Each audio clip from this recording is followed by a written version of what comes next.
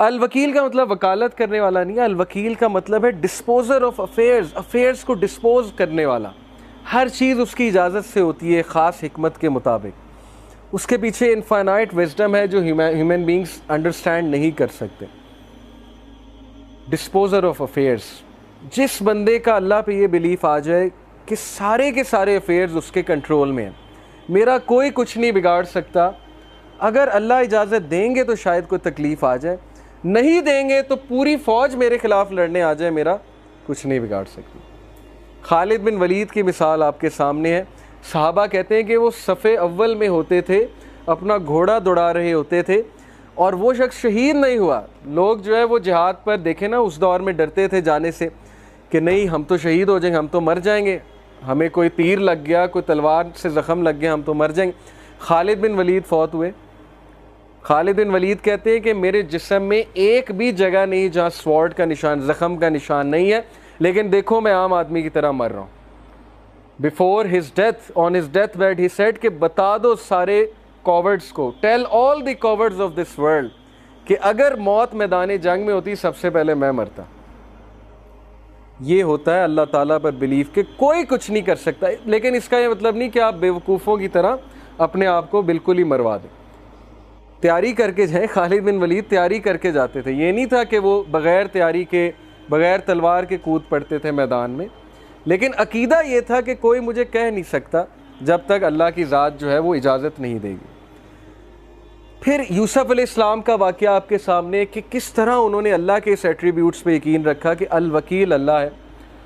उन्होंने कहा कि चलो थोड़ा बहुत गम मैं बियर कर लेता हूँ, और उनकी मिसाल यूथ के लिए क्या ही मिसाल है। He chose going to jail rather than committing the sin. He had the choice कि जब उन्हें सिन की ऑफ़र हुई, he could have committed sin, but उन्हीं के अल्फाज कुरान में है कि या रब्बी जेल मेरे लिए बेहतर है, इससे बेहतर कि मैं आपकी डिसोबीडियंस करूँ। और अल्लाह ताला ने फिर इज़्ज़त क्या दी कि he became the king of the Egypt, पहले मिनिस्टर ऑफ फाइनेंस और फिर ultimately king of the Egypt.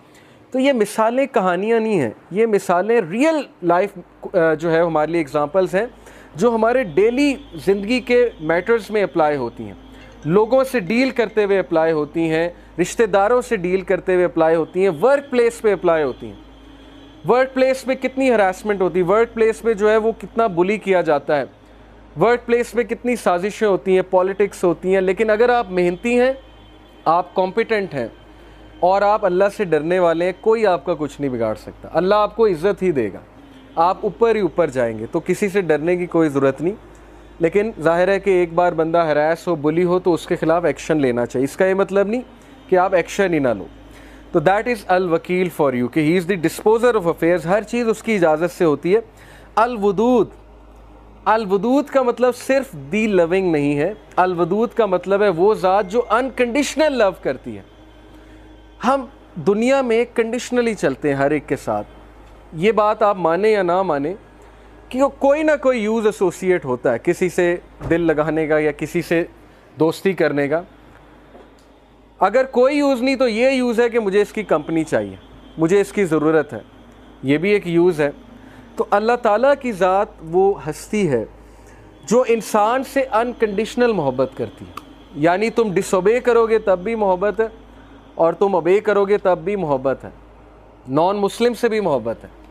इसीलिए तो मैसेज भेजा, वरना तो कोई गैर जिम्मेदार टीचर होता और कहता भाड़ में जाएं नलायक स्टूडेंट, मेरा इनसे क्या लेना देना। कुछ टीचर्स ऐसे होते हैं ना, वो कहते हैं बैक बेंचर्स ठीक है फेल होते हैं तो होए, मुझे क्या। तो this is how life is designed कि अल्लाह ने अंबिया को भेजा, हमें समझ दी कि ये भी मेरे बंदे हैं, इनको जाकर बताओ कि ट्रुथ क्या है, हक क्या है, सच क्या है। तो ये है अल्लाह का अनकंडीशनल लव। अल्लाह नॉन मुस्लिम को भी रिज़्क़ देता है और दबा के देता है अगर वो मेहनत करे।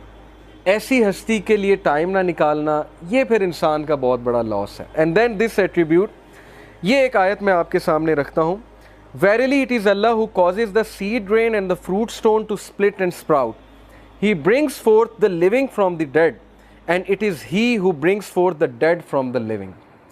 कौन है जो बीज में से, नन्हे से बीज में से पौधे को फाड़ता है और निकालता है। सख्त तरीन ज़मीन में से, कभी आपने सोचा है मिट्टी सख्त होती है, उसमें से कैसे बीज फोर्स करके निकल आता है। अल्लाह कहते हैं कौन है, मैं हूँ। तो जब अल्लाह सख्त ज़मीन में से नरम से पौधे को निकाल सकता है तो सख्त हालात में आपको भी मुकाबला करवा सकता है। कितनी मोटिवेशन है। लोग घुटने टेक देते हैं कि नहीं नहीं मुझ पे मुसीबत क्यों आई, मेरे पे क्यों मसला क्यों आया। क्या पता अल्लाह ने आपसे कोई काम लेना, क्या पता अल्लाह आपको as a soldier and a commander तैयार कर रहा है सोसाइटी के लिए।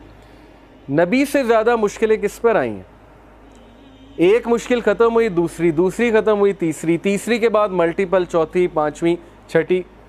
इमेजिन कर सकते हैं आप कि जिस टाइम मैक्सिमम सपोर्ट चाहिए अबू तालिब की, उस टाइम उनकी जो है वो फौत हो जाती। जिस टाइम मैक्सिमम सपोर्ट चाहिए अपनी वाइफ की, उस टाइम वाइफ फौत हो जाती। तो क्या सिखाया नबी सल्लल्लाहु अलैहि वसल्लम को और उनके थ्रू हमें कि सिर्फ अल्लाह पे डिपेंड करो। अल्लाह की ज़ात रहेगी, कांस्टेंट है।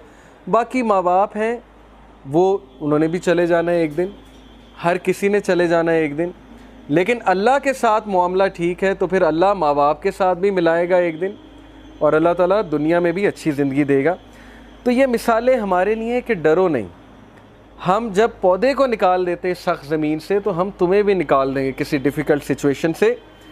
और फिर ये दो एट्रीब्यूट्स अल्लाह के, अल अफ़ू एंड अल हलीम। अल अफ़ू का मतलब है दी पार्टनर, यानी who will pardon sins no matter how many or how great they are, और बार बार माफ़ करेगा, रेपिटेटिवली माफ़ करेगा, लेकिन आप माफ़ी मांगने वाले बने। और अल हलीम दी फॉरबियरिंग वन। अल हलीम का मतलब है हिल्म वाला, फॉरबियरेंस वाला, जो जल्दबाजी में फ़ैसले नहीं करता, जिसके पास बहुत हिकमत है, जो हिल्म के साथ फ़ैसले करता है। दैट इज़ वाई अल्लाह ताला पर डिपेंड करो, अल्लाह ताला से मदद मांगो इंसानों की बजाय। एंड देन अल मुहैमिन और अल मुहीत। अल मुहैमिन का मतलब है the watcher over his creatures. और आप हैरान हो जाएंगे कि अल्लाह ताला हर इंसान को किस तरह वॉच कर रहा है। Who manages the affairs of his creatures, guards them from harm and provides sustenance for all of them. This attribute reminds us that God is forever watching over us and doing what is best for us all. ये एक अलग बात है कि हम खुद अपने लिए कोई मुसीबत ले आते हैं, लेकिन वहाँ से भी अल्लाह निकालता है। ये मैंने खुद अपनी लाइफ में विटनेस किया है कि बार बार इंसान अपने आप को फंसा देता है एक सिचुएशन में, फिर अल्लाह के पास जाके ही रोता है कि अल्लाह फंसा बैठे हैं, अब निकाल लें। सारी ज़िंदगी की स्टोरी यही है कि पहले फंसाता है और फिर अल्लाह के आगे जाके रोता है कि अब निकाले, और अल्लाह निकालता है। अल्लाह ये नहीं कहता कि दौड़ जा, पहले मैंने निकाला, अब निकाला, अब तीसरी बार फिर आ गए हो।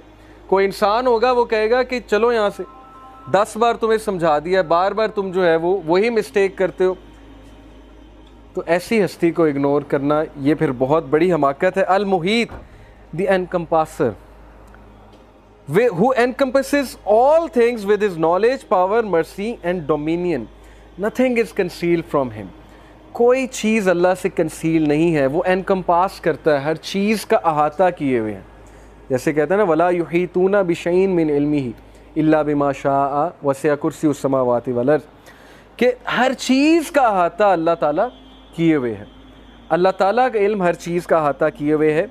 इसलिए अल्लाह से मदद मांगे, किसी से डील करते हुए अल्लाह से मदद मांगे। सहाबा छोटी छोटी बातों पे अल्लाह से मदद मांगते थे। हम ये समझते हैं अल्लाह से मदद मांगनी जब कोई बहुत बड़ा मसला आ गया, अदरवाइज़ मदद नहीं मांगनी। तो सहाबा तो नबी सल्लल्लाहु अलैहि वसल्लम ने सिखाया कि जूते का तस्मा भी अल्लाह से मांगो। आप कभी ट्रैफिक में फंसे हैं, छोटी सी चीज़ है, आप अल्लाह से मदद मांगे, अल्लाह ताला निकाल दे। अल्लाह को पसंद आएगी ये बात कि छोटी छोटी चीज़ों पे मुझ पे डिपेंड कर रहा है। आपने कोई मेड रखनी है, किसी के साथ डीलिंग करनी है, अल्लाह से मांगे कि अल्लाह ये अच्छी मुझे सिचुएशन मेरे लिए क्रिएट हो, कोई फ्रॉडिया ना मिले मुझे, कोई ऐसा वैसा बंदा ना मिले जो कल को मुझे नुकसान पहुंचाए। बिकॉज अल्लाह अहाता किए हुए है कि कौन अच्छा है कौन बुरा है, तो अल्लाह से मांगे। सच इज़ अल्लाह, then how are you deluded away from the truth. ये है सूरह नाम की वर्स 95। ये है अल्लाह, तो क्यों धोखे में पड़े हुए हैं? सारी बातें तुम्हें पता हैं, तो क्या अल्लाह को इग्नोर करना चाहिए? क्या अल्लाह मैटर नहीं करता ज़िंदगी में? क्या अल्लाह के हुदूद मैटर नहीं करते? तो अपने आप को फ़ारिग करें अल्लाह ताला के लिए, उस हदीस पे अमल करें। यही आज का हमारा टास्क है कि हम टाइम निकालें, अपना टाइम टेबल कुछ ऐसा डिज़ाइन करें कि प्रायोरिटी अल्लाह, और जिसकी प्रायोरिटी अल्लाह है वो टाइम निकाल लेगा। बहुत से लोग बहाना करते हैं कि नहीं मैं इधर था, शॉपिंग कर रहा था, या ट्रैफिक में था या रास्ते में था। मैंने कई लोग देखे हैं, वो चाहे रास्ते में हो, चाहे गाड़ी चला रहे हो, चाहे शॉपिंग कर रहे हो, वो नमाज़ पढ़ने चले जाते हैं। वो एम्पोरियम भी गए हो, मस्जिद चले जाते हैं।